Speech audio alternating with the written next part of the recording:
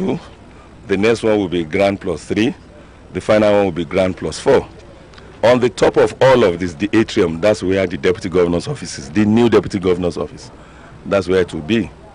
And clearly, we are working day and night to make sure that this place, yes, it will not be totally ready, but just like what I said, it will now just be left with the contractor because we will have fully paid them so that it will not be that money is delaying them. It is just the time now. They need about, we've just been told, 28 days for each of the slab to cure. And they must wait for such to happen. So if you look at even 28 days, times maybe 4 or 5, because they're going to still do the roof deck. So clearly you are talking 4 or 5 months for it to be finished fully. And maybe they will want to tidy things up. But of course, we will have paid them fully, so it will not be about money. It will be just about the time difference. And I'm sure they will do a good job. They are already doing a good job. The new city center, new modern market in Ogere, Ogun State Polytechnic in Okokia, to 250-bed space hospital. Just like what I would love to say, whatever we do is of Ogun standard. But I think it will be better said or when maybe after the day of the commissioning, so that people can see what we are running around the clock every day. You've seen the ramp to this place. We have 5 theaters. We have several things here. This is a first-class medical center, more or less. But so let's wait till that day. I think it's better so that people can see it. Yes, it is owned by the government, but it's going to be. I think we are going to blend the two. We are getting. There are people that even already we have put pen on paper to help us. Run it in a way with our people here, so that at least within the next maybe few years, we'll master the act and it will be done. Renovated first governor's office, roads spread across the length and breadth of Ogun East, Ogun West, and Ogun Central. New city center that houses the amphitheater, new Adire Kampala market at Itoku, Abeokuta, and many more. As time tickles, work is not stopping at these sites, as what is expected now and in the first year of the new administration is to complement these efforts and mount on that rostrum to commission few that are left for the use of the good people of Ogun State. Tuesday we divide ourselves. Some will go to some will be in some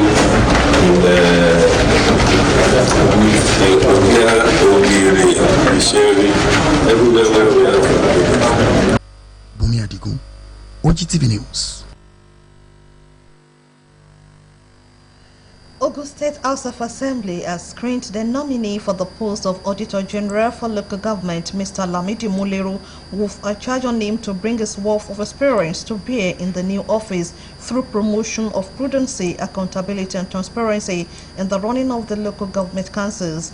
The Speaker, Right Honorable Suraji Shola Adekunbi, gave the charge during the screening of the nominee at the Assembly Complex, Okemoson, Abeokuta. Correspondent Kunle Ibekunle's report is presented in this package.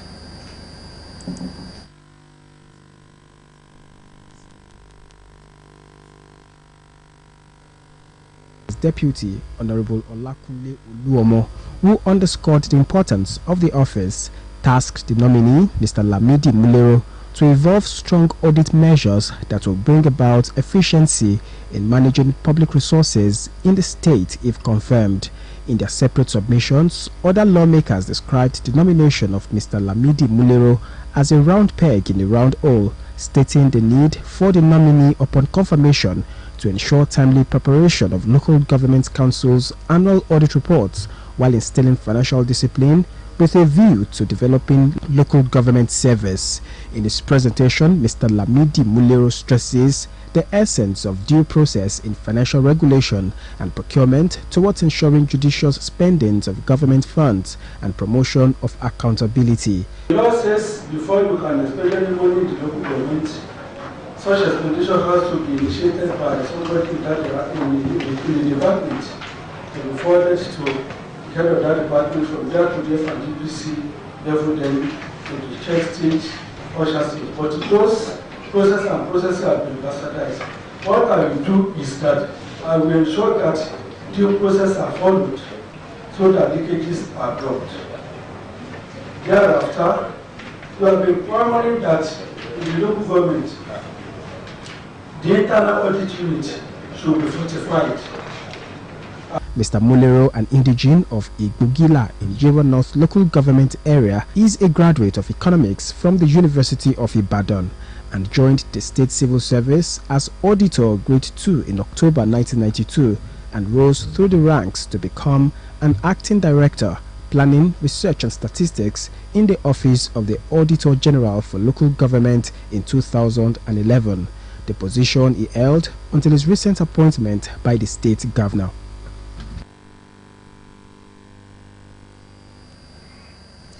Today marks the World Press Freedom Day to celebrate the principles of press freedom, defend journalists from attacks, and to remember those who have suffered due to commitment to the free flow of ideas by word and image. Journalists, while highlighting the challenges of the profession, maintain that no democracy is complete without access to transparent and reliable information, which is the cornerstone for building fair and impartial institutions. Shemilori Amore has the details. The United Nations General Assembly declared May 3 as World Press Freedom Day to celebrate the principles of press freedom and remind governments of their duty to respect and uphold rights of freedom of expression. We need leaders to defend the free media. This is crucial to counter prevailing misinformation, and we need everyone to stand for our right to truth. On World Press Freedom Day, I call for an end to all crackdowns against journalists, because a free press advances peace and justice for all. Around the world, hundreds of journalists are imprisoned for discharging their duties, and the highest number is Turkey. Most leaders are impervious to reasoning. Most human beings don't like criticism. Most of us believe that we should just be sing-song. Press is not a mere watchdog. We represent the masses, we represent the people. There are certain constraints in the practice of journalism which inhibit journalists from totally and acceptably performing their responsibilities.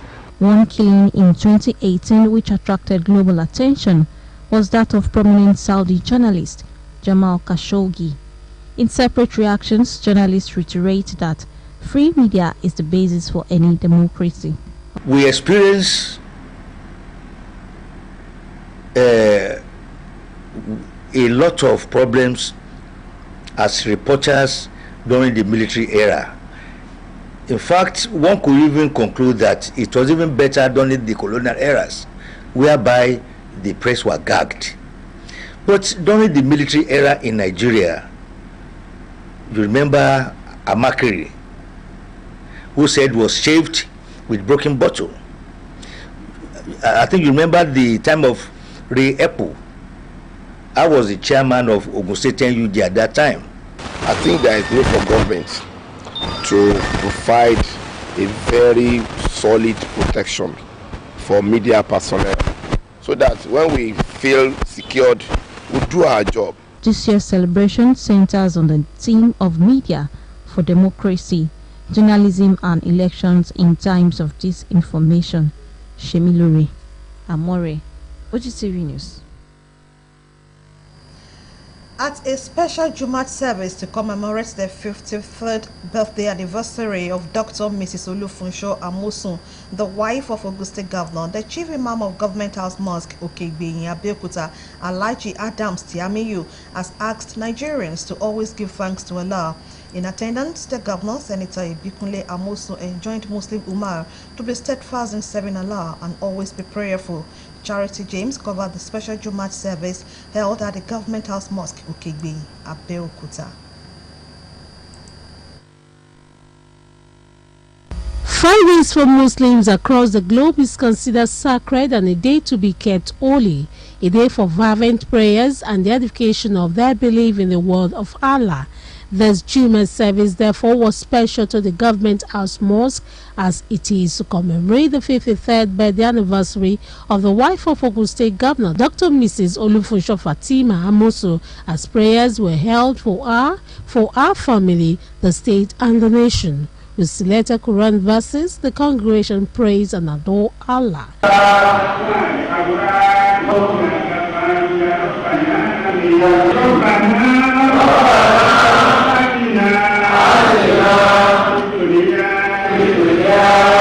Admonition on selfless love to each other as the basis for all-round development, Alhaji Adams Tiamiyu mentions that Dr. Mrs. Amosu has displayed traits of humility, respect and godly virtues.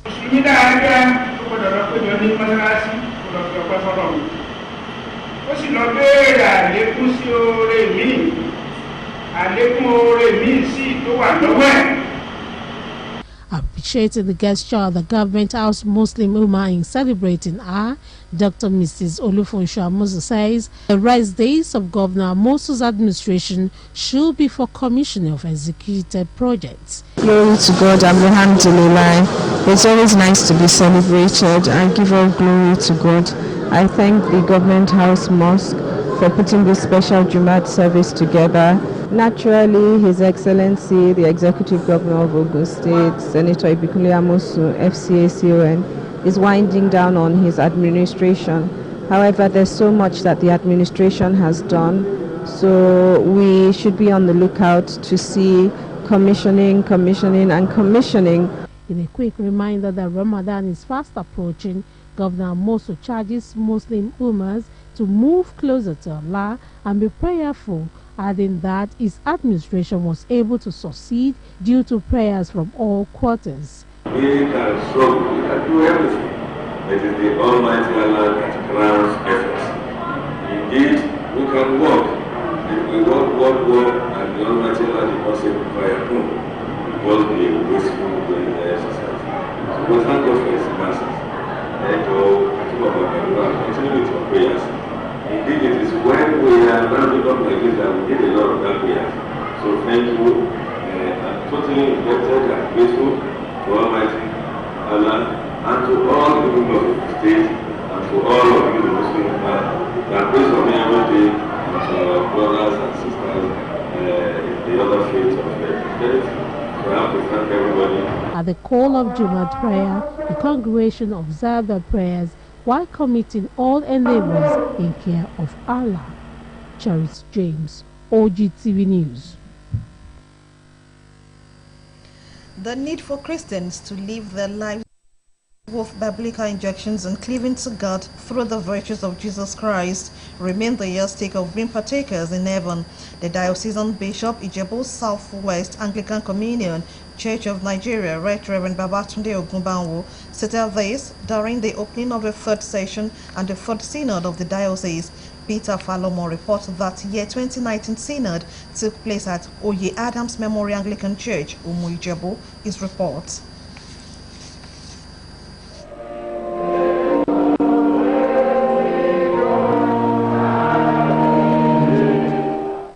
The third session and the third synod of Diocese of Ijebu Southwest Anglican Communion Church of Nigeria has as its theme Living and Cleaving Code of a Christian. While reflecting on the synod over the years, dignitaries within and outside Anglican Communion share their goodwill messages. All that we are doing for the work of God's progress will be rewarded. We want to thank God for 10 years of Ijebu Southwest and for the gallant progress you are making. The host of year 2019 synod and the donor of the ultra-modern Anglican Church, Irete Ijebu, Pastor Mrs. Bola Oye Adams, speaks of her passion in giving to God and care for her community. It is prompted by the Holy Spirit. It is to provoke others. Let me tell us, people of God, it is a privilege for anyone to host God and His people. In his charge, the diocesan bishop, Right Reverend Babatunde Ogunbanwo, says Christ followers must always reflect on their calling, saying that A new man in Christ needs to put on the whole armor of God and live a regenerated life. One of the actions that you and I will need to take in our Christian journey is leaving what causes distractions in our life and cleaving to purpose. And until this happens, we cannot live a meaningful Christian life. And so leaving things and people that distract and cleaving to purpose is a personal sacrifice for us as Christians in the contemporary world. On the state of the nation, Right Reverend Ogumbanwo congratulated Nigerians on the success of year 2019 general elections. He thereafter urged the government at the central not to rest on its horse as taking the country to the land of promise. The bishop equally appreciated the support and loyalties of some members of the diocese in the House of Lords and members of laity for the progress of God's work in their various ministries. The event became a day to remember for Venerable Joshua Adediji, who was promoted to the level of Archdeacon by the bishop. The bishop also appreciated other departed faithful who also contributed meaningfully to the progress of the diocese while on earth. The year 2019 Synod of Anglican Diocese Ijebu Southwest ends on Sunday 5th of May 2019. Peter Falomo, Ogtv News. Still to come in the news, President Muhammadu Buhari charges traditional rulers to support federal government on insecurity across the nation. More news and reports after this break.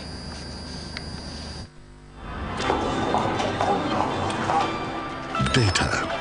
We can't live without it. Share it.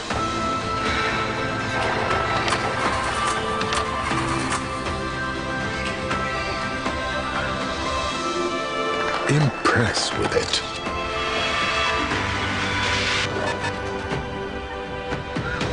Borrow it.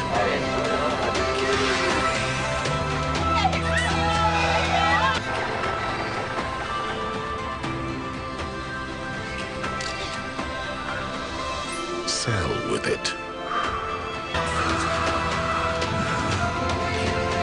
Up here, calm down, breathe.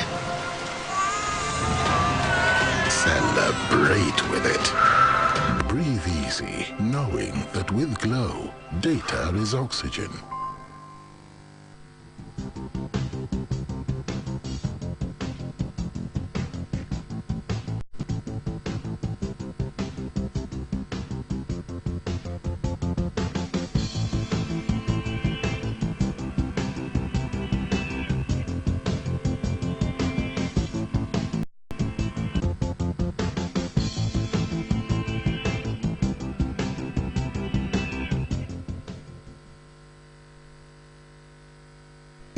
The present administration for the support and approval, saying the commitment of the ministry to stamp out quackery in the state was exemplary. He said the maiden edition of the territory showing the list of revalidated health facilities, their locations, owners and phone numbers, noting that the list will be updated annually to include new registered facilities while deleting those that must have been closed down. The chairman, Association of General Private Medical Practitioners of Nigeria, Ogun State Branch, Dr. Rabiu Kushimo, lauded the initiative, saying it will give residents of the state the opportunity to have access to qualitative healthcare service delivery.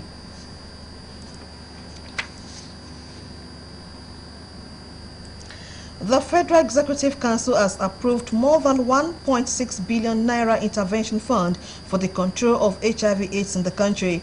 FEC also approved more than 4 billion naira for the construction of 7 model schools across the country, including the FCT. Several memos were presented before the Federal Executive Council at the special meeting, as Minister of Information and Culture Lai Mohammed explained after the meeting. Some of the memos got the approval of the council. Among them was the one presented by the Minister of Health, Professor Isaac Adewale.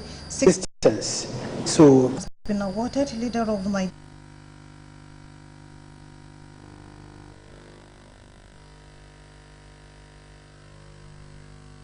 Muhammadu Buhari has enjoined traditional rulers in Nigeria to join hands with the leadership of the country in finding lasting solutions to the numerous security challenges confronting the country.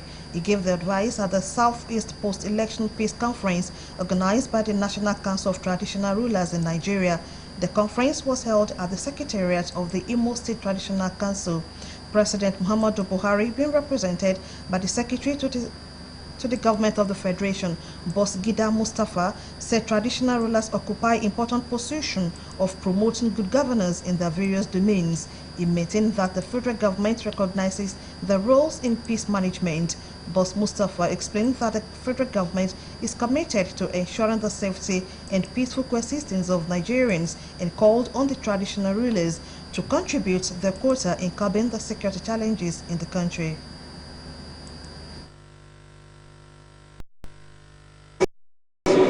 Of traditional rulers and Sultan of Sokoto, Alhaji Sa'ad Abubakar, said the summit was to further strengthen the peace and unity of the country and charged traditional rulers to remain good ambassadors of the traditional institution. The event featured the inauguration of the Secretariat of the Imo State Traditional Rulers Council in Owerri. Vice President Yemi Osinbajo on Friday visited Anambra State to monitor activities of the federal government in trader money scheme in the state. The Vice President had earlier arrived at Oka, the Anambra State capital, where he was received by Governor Willie Obiano. He visited Eke Oka Market and Ochanja Market, where petty traders excitedly welcomed him. He also visited the palace of Obi of Onitsha, Igwe Nnemeka Alfred Achebe. The Vice President's visit to Anambra Market is a continuation of a tour of markets across the country to monitor activities of the federal government scheme called Trader Money. The Trader Money is a distinct loan product that seeks to boost the informal sector by enumerating and empowering traders with loans. The Vice President was also in Eke Oka Market, Anambra State, to monitor the progress. He had visited markets interacting directly with market men and women about the federal government plan to alleviate poverty through the scheme.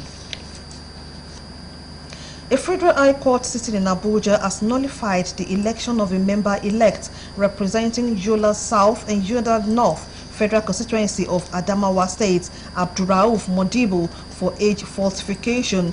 Justice Inyank Eko held on Friday that Modibo, who has declared the winner of the All Progressives Congress APC primaries held on October 7, 2018 in Yola and eventually represented the APC in the 2019 general elections, which he won, was not qualified to contest both elections. Modibo's closest rival, Mustafa Usman, had challenged the victory in a suit where he alleged that the APC candidate had falsified his age and was not eligible to contest the primaries. Justice Eko stated that the plaintiff had successfully proven beyond reasonable doubt that Modibo falsified his age severally and submitted the same to INEC in order to contest elections. The judge also held that Modibo was a serving National Youth Corps member when he contested the primary election, and his action is in a breach of Section 4 of the NYSC Act 2004 and should be discouraged from happening. Crisis emerged in the universe right from the beginning of mass existence and has remained a recurring variable in society, but not without its challenging effects. In this process of balancing the needs of the people and the organization, Crisis management, according to public relations experts, there should be in crisis.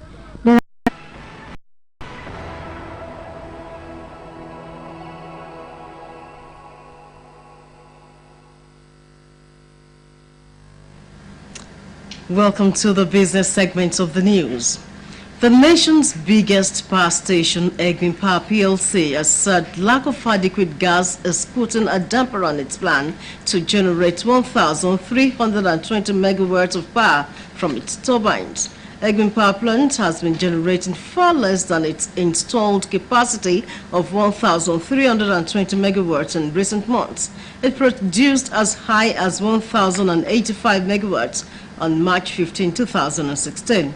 The Group Managing Director, Sahara Power Group, and Chairman, Ikeja Electric, Mr. Kola Additional, said all turbines have been fixed and 1,000 320 megawatts can be generated, but there is no gas to power the system, adding that the gas available can probably give at best 750 megawatts per day.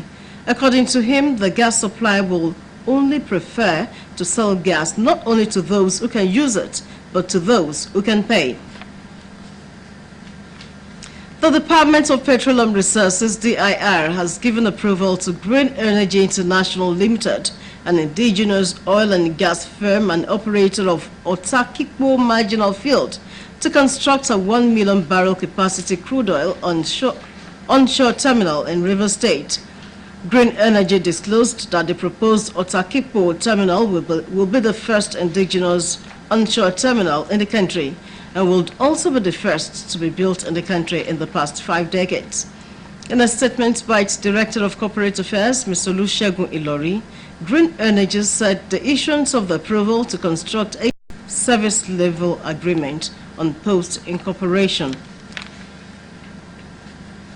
The Nigerian American Chamber of Commerce, NACC, has said that since the fourth industrial revolution builds on digital revolution, there is need for Nigeria to create her own indigenous technology to address the nation's peculiar needs instead of depending on foreign technologies. President of NACC, Otumba Toyin Akomolafe, stated this, and he said Nigerians now need to re-strategize. A powerful cyclone has slammed into India's eastern coastline, bringing torrential rains and winds of up to 200 kilometers per hour. Cyclone Fani, one of the most severe storms to hit the region in recent years, made landfall at 8 o'clock local time on Friday. More than 1 million people have been evacuated from the eastern state of Odisha. A state official said 2 people had been killed. Flooding has also been reported in several areas, and forecasters say a storm surge of 1.5 meters could threaten low-lying homes. The cyclone made landfall in the tourist town of Puri, which is home to the 858-year-old Jagannath Temple. It is expected to hit 15 districts in Odisha, one of India's poorest states, before weakening on Saturday. Naval warships and helicopters are on standby with medical teams and relief materials. Britain's main Conservative and Labour parties took a hammering in local elections as Brexit weary voters expressed frustration over the country's stalled departure from the European Union, partial results showed, with results in early on Friday from about 40% of the 259 local authorities up for grabs. The government Conservatives had lost more than 400 seats and the opposition Labour Party nearly 80. Prime Minister Theresa May's Conservatives had previously held about 60% of the more than 8,000 seats being contested. Almost 3 years after the UK voted narrowly to quit the EU, both the date and terms of departure remain unclear amid political gridlock in Parliament, and voters on both sides of the issue are unhappy. Afghanistan's president has announced the release of 175 Taliban prisoners as a goodwill gesture. Ashraf Ghani was responding to demands submitted to him by a traditional council which met in Kabul last week to discuss peace. The Grand Assembly called for an immediate ceasefire between the Afghan government and Taliban militants, but the Taliban has so far refused to engage in direct peace talks with Mr. Ghani's government. The militants are negotiating directly with a U.S. envoy in Qatar as Washington seeks to wind up the longest war in its history, which began in 2001 after the 9/11 attacks. A Vietnamese woman who spent more than 2 years in a Malaysian prison on suspicion of killing the half-brother of North Korea's leader has been freed. Duan Teng Huong, 30, was charged along with an Indonesian woman of poisoning Kim Jong-nam by smearing his face with liquid VX, a banned chemical weapon at Kuala Lumpur Airport in February 2017. Kwong received a jail term of several years, which was cut due to sentence remissions. After a lengthy trial, Dong Hui Hong pleaded guilty last month to a lesser charge of causing injury over the 2017 assassination of Kim Jong-nam, making her the only person convicted for a murder that made headlines around the world. Malaysian prosecutors dropped a murder case following that. The World Today from our foreign desk. Akim Aketunde is our guide on sports updates. Let's join him.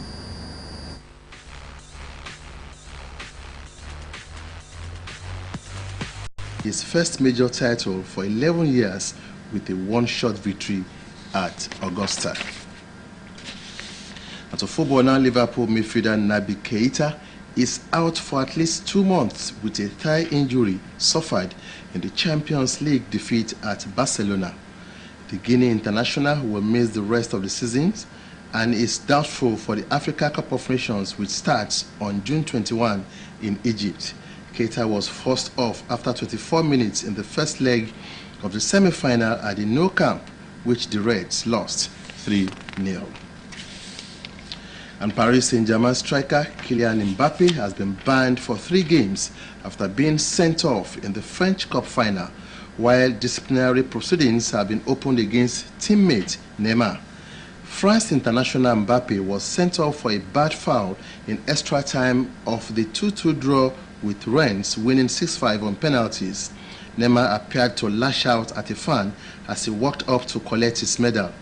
PSG boss Thomas Tuchel criticized Neymar over the Brazilian's altercation. World Football Governing Body FIFA has released names of video assistant referees VAR for the 2019 FIFA Women's World Cup billed for France. African champion Super Falcons of Nigeria are among the 32 women national teams that will trade tackles when hostilities begin in France from June 7, 2019.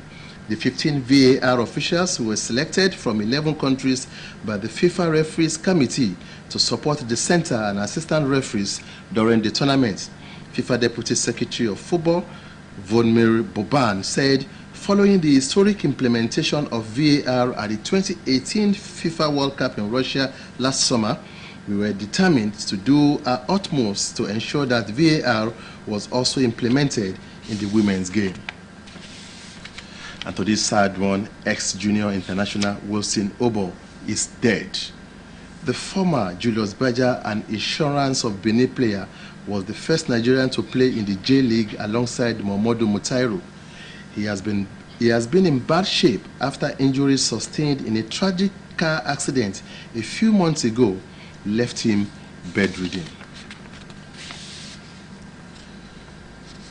That was Sports Update. Thanks for watching. Back to Bukola.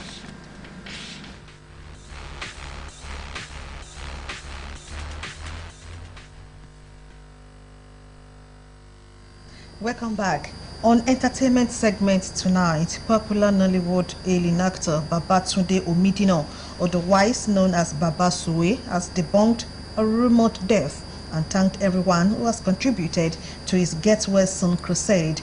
In another development, a famous Yoruba rapper Olaitan Oladapo Olaonipekun is also remembered in this package after 9 years.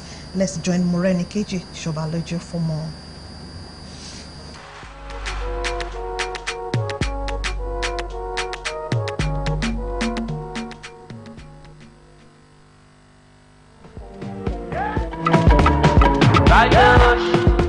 Olamide Adedeji, otherwise known as Bado, was recently named among the working group members of the Ogun State Governor-elect, Prince Dapo Abiodun. The singer was captured days ago with the Governor-elect in a picture that seems like an indication of the singer's readiness to commence his nomination into the working group. Born 15th March 1989 in Bariga, Lagos, the 30-year-old is an award-winning singer from Ijebu part of Ogun State, whose recent call to serve the state has kept his fans amazed with his other side outside his music career that has spanned over 10 years, with several albums to his credit, as he prepares to work with other distinguished persons.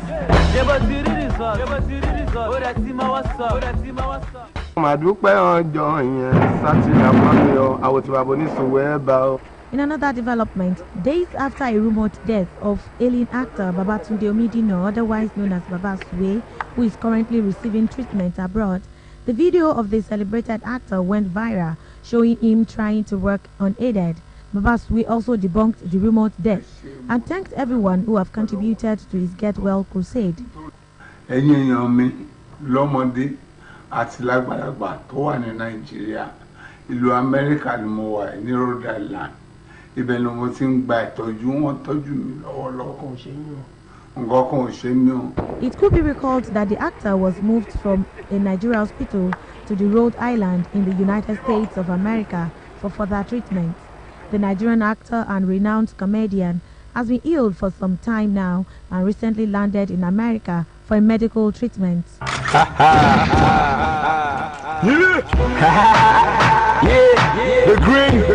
In a related development, born on October 1987 in an area called Idiaraba, Surulere, Lagos, Olaitan Oladapo Olanipekun Dagreen dropped out of school due to a situation beyond his control.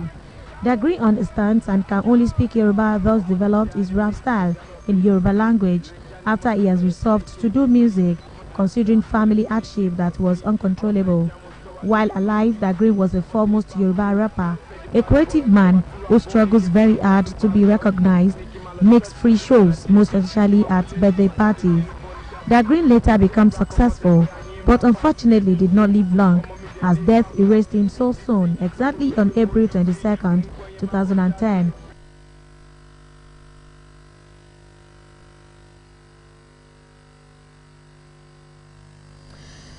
Join us next week for another interesting package of entertainment news. Death is the ultimate end of all mortals, hence the need for Christians to live a righteous life while alive. Venerable Ola Odebumi stated this at the funeral service for Mr. Olatunde Olabogun, a former director of the News and Current Affairs Division of the Ogun State Television, Abeokuta. Adebola Oshomoji covered the service held at St. James Anglican Church, Federal Housing Estate, Elega, Abeokuta, reports. There is time for everything, a time to be born and a time to die.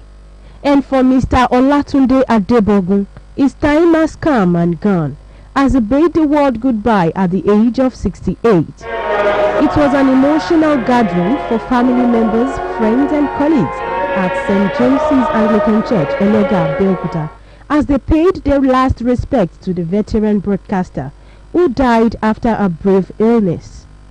In his sermon, Venerable Ola Odebomi urges Christians to be prepared at all times by living a holy life worthy of emulation, as death can come at any time. If we refuse to shoot life, definitely we will shoot death. Please think before you shoot.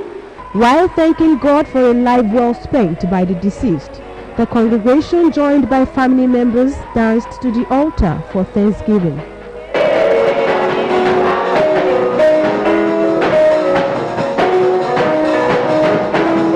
After the church service, the remains of Mr. Olatunde Adebogun were interred at the church burial ground, where the dust-to-dust rites were performed, as family members, sympathizers and colleagues describe him as a man of perfection and a prolific writer.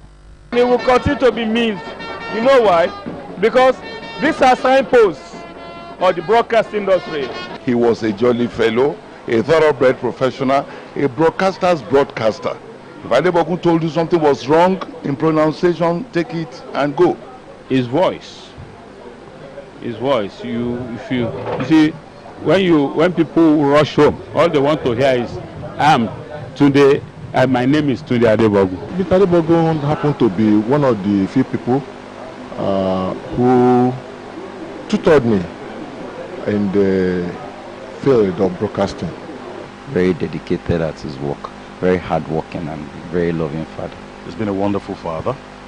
He instilled discipline in us. Mr. Olatunde Adebogun was born on the 23rd of April 1951 and took his last breath after a brief illness. Before his death, he was a presenter, producer, and a newscaster at the Ogun State Television Abeokuta for many years before he retired in the year 2003. He is survived by wife, children, and grandchildren. Adebola Oshomuji, Ogtv News. May the soul of Mr. Tunde Adebogu continue to rest in perfect peace. We now survey weather forecast for Saturday.